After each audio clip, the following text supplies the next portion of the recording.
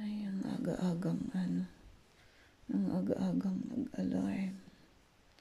Kababalik ko lang dito sa sa higaan. Madaling araw. Nahulog pa ako sa bed. Sa nervyos ko kasi katutulog ko lang. Hindi ako makatulog kagabi. Katutulog ko lang talaga. Madaling araw. Hindi ko na alam, parang nag-block kanina yung ko. Yung paningin ko. Ang hirap pala ng ganun. Yung katutulog mo lang, tapos bigla kang babangon.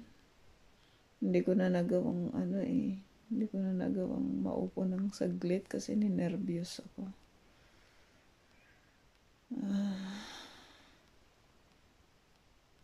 Grabe. Tapos siyempre madaling araw pa, ang tahimik ng paligid. Tapos ang naririnig mo, yung wang-wang. Tapos yung cellphone nagsasalita rin. Hindi ko na iniintindi yung Ewan ko basta parang nagdilim yung ko. Ngayon masakit yung dalawang tuhod ko. Pero salamat pa rin at yung tuhod ko lang yung masakit. Hindi na ipakpak yung ulo ko. Salamat Lord. Patulogin na po.